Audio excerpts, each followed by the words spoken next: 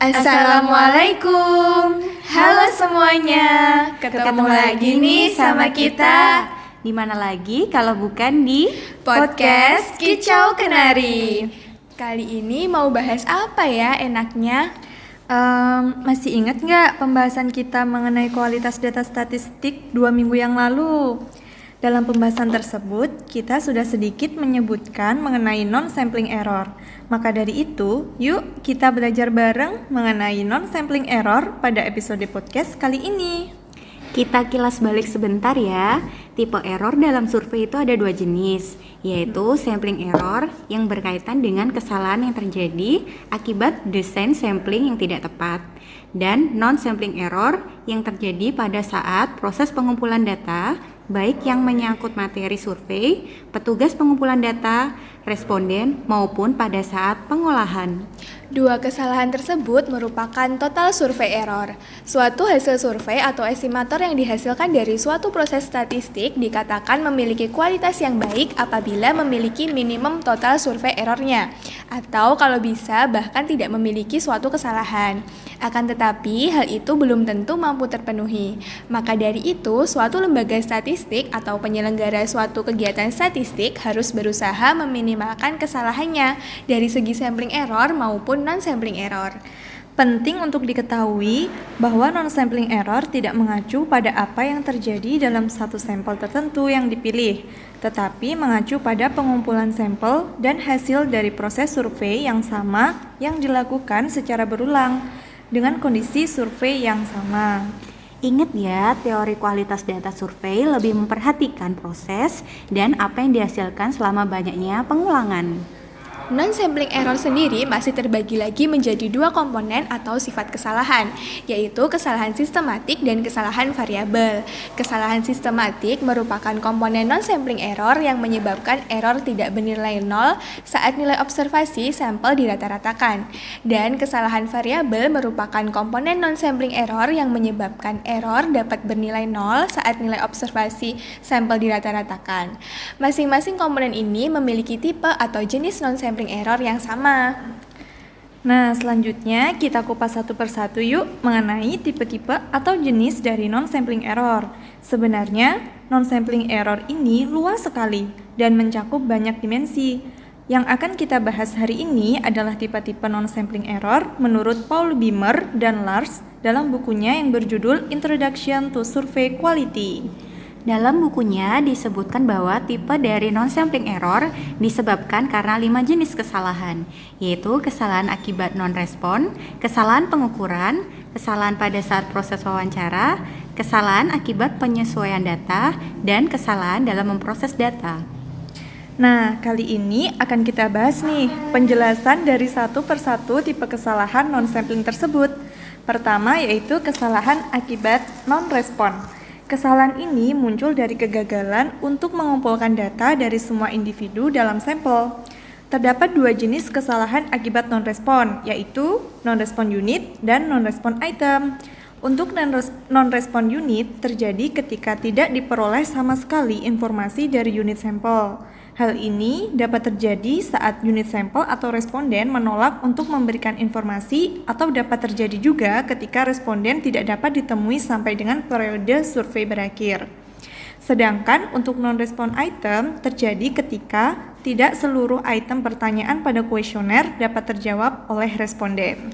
Yang kedua adalah kesalahan pengukuran. Kesalahan pengukuran ini terdiri dari 6 komponen utama yang menjadi akibat adanya kesalahan pengukuran, yaitu dari petugas cacah, responden, metode pengumpulan data, kuesioner yang digunakan, sistem informasi, dan setting pada saat pencacahan dilakukan. Kesalahan pengukuran yang terjadi akibat petugas cacah dan responden erat kaitannya dengan human error, di mana petugas cacah salah menerjemahkan jawaban responden ke dalam jawaban pada kuesioner, begitupun sebaliknya. Nah, komponen yang kedua adalah kesalahan yang terjadi akibat metode pengumpulan data. Survei biasanya tidak hanya dilakukan melalui wawancara langsung, namun juga ada yang dilakukan melalui telepon, email, atau pengisian mandiri. Masing-masing metode pengumpulan data ini memiliki kelebihan dan kekurangan yang juga akan berpengaruh pada kualitas data. Misalnya, pada survei yang dilakukan melalui pengisian mandiri dimungkinkan akan ada salah tafsir pada pertanyaan sehingga isian yang diberikan juga akan bias. Nah, hal itu tadi juga akan berhubungan dengan komponen kesalahan akibat kuesioner.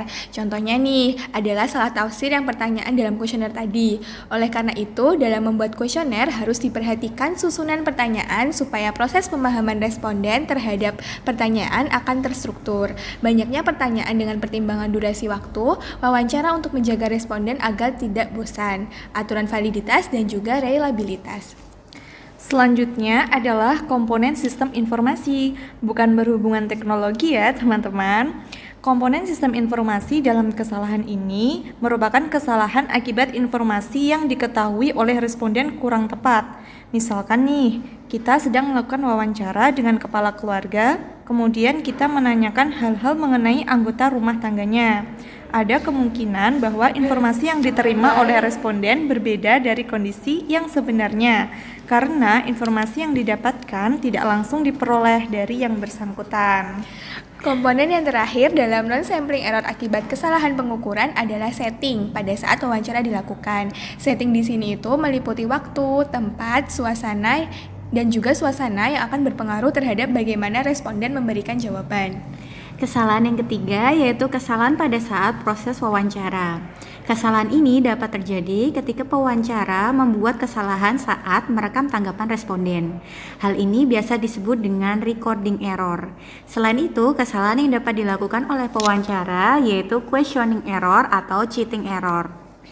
Maksud dari questioning error yaitu pewawancara salah dalam bertanya, overinterpretasi terhadap panduan pertanyaan atau malah kebalikannya, tidak menggali lebih dalam atau probing jawaban responden atau informannya. Sehingga jawaban yang diberikan oleh responden menjadi kurang tepat. Nah, untuk yang cheating error berkaitan dengan moralitas dari pewawancaranya. Hal ini terjadi apabila pewawancara berbohong dengan mengisi sebagian atau seluruh kuesionernya. Berikutnya ialah kesalahan akibat penyesuaian data. Kesalahan yang ini terjadi ketika adanya kesalahan dalam pembobotan data, pembersihan data, dan juga dalam imputasi data. Nah, apabila terjadi kesalahan dalam tahapan tersebut, dapat mengakibatkan analisis data yang dilakukan menjadi tidak akurat.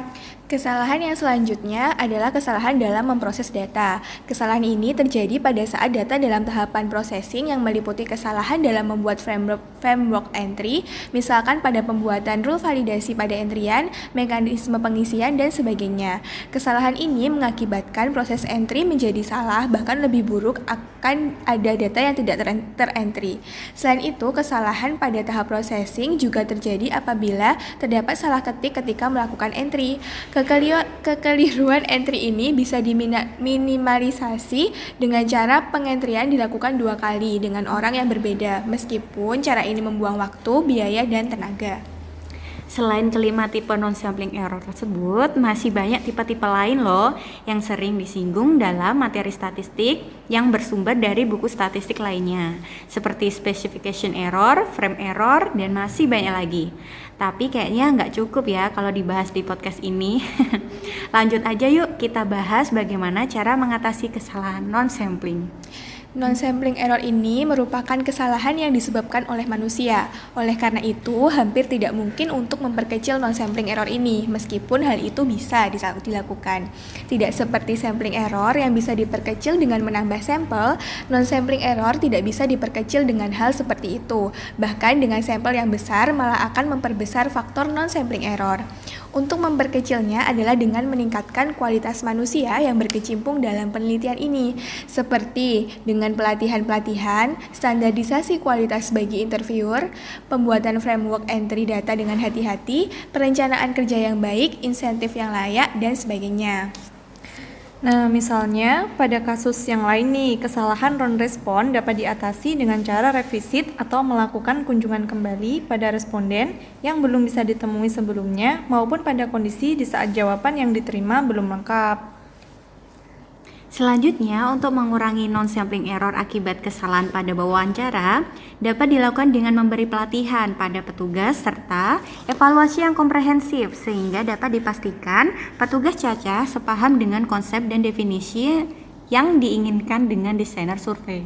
Selain itu, non-sampling error juga dapat dikurangi dengan melakukan monitoring pada setiap tahapan survei, baik pada proses persiapan, pelaksanaan, dan evaluasi. Dalam bukunya Introduction to Survey Quality, Paul menjelaskan bahwa evaluasi pada survei dapat dilakukan dengan berbagai cara. Tujuan dari evaluasi survei ini juga beragam sesuai dengan pada tahapan survei mana evaluasi ini dilakukan. Misalkan, pada evaluasi yang dilakukan pada tahap desain survei bertujuan untuk membandingkan metode survei yang dipilih dengan metode survei alternatif untuk mendapatkan data yang memiliki kualitas paling baik berdasarkan budget survei yang dimiliki. Pada evaluasi di tahap desain biasanya mempertimbangkan respon rate, kelengkapan pengisian data, dan reliability rate atau isian yang dapat dipertanggungjawabkan. Evaluasi pada desain sampling biasanya dilakukan setelah dilakukan pilot survey, atau survei pendahuluan. Evaluasi yang dilakukan pada saat survei berlangsung biasanya berbentuk seperti quality control yang bertujuan untuk mengendalikan kesalahan-kesalahan yang mungkin terjadi dan memastikan data yang dikumpulkan itu telah memenuhi kriteria yang diinginkan. Hal ini dapat dilakukan dengan pengawasan pada pencacah dan memastikan mereka telah mengikuti panduan pencacahan dengan baik. Selanjutnya, evaluasi yang dilakukan setelah survei berlangsung. Berdasarkan evaluasi ini, desainer survei biasanya ingin mengetahui berapa besar total error yang diberikan, baik dari non-respon, kuesioner, pencacah, metode pengumpulan data, responden, dan juga pemrosesan data, supaya dapat diperbaiki pada saat survei berikutnya. Nah, seperti yang telah dijelaskan sebelumnya, kalau non-sampling error ini merupakan kesalahan yang disebabkan oleh manusia. Pastinya sebagai penyelenggara statistik atau peneliti harus banget dong bisa meminimalkan kesalahan tersebut. Lalu dalam surveinya BPS, apakah hasil non-sampling errornya sebanyak yang telah disebutkan di atas? Nah, BPS itu memiliki berbagai macam metode pengumpulan data dalam kegiatan surveinya, seperti face-to-face atau secara langsung, by phone, by email, dan masih banyak lagi. Dalam metode pengumpulannya terdapat tipe non-sampling error tertentu yang menonjol. Contohnya nih, pada metode wawancara secara langsung dengan responden, kesalahan non-sampling error dengan tipe non-respon dapat dikurangi secara maksimal karena petugas dapat melakukan pendekatan secara langsung dengan bahasa yang lebih ramah, sehingga responden mau untuk berpartisipasi. Berbeda dengan by email atau telepon yang responden dapat menolak secara sepihak sebelum dilakukan pendekatan untuk berpartisipasi dalam surveinya. Nah, untuk itu, sahabat data yang mungkin suatu saat menjadi sampel dari satu survei, khususnya survei-survei yang dilakukan oleh BPS, yuk bersama-sama berpartisipasi dengan memberikan jawaban yang jujur dan sesuai dengan keadaan yang sebenarnya. Partisipasi sahabat data juga akan menurunkan non-sampling error dari survei yang dilakukan oleh BPS. Gimana nih? Udah mulai paham kan ya teman-teman semuanya? Mempertahankan kualitas data suatu statistik tidaklah mudah, namun bisa ditingkatkan. Satu persatu dapat diatasi dari jenis kesalahannya, entah dari sampling errornya maupun non-sampling errornya. Peningkatan kualitas SDM juga penting untuk mengurangi timbulnya non-sampling error. Baiklah, sampai juga kita di ujung podcast kali ini. Semoga sahabat data selalu sehat dan semangat untuk mendengarkan episode-episode podcast Kicau Kenari berikutnya ya. Sekian dari kami. Wassalamualaikum. Dah.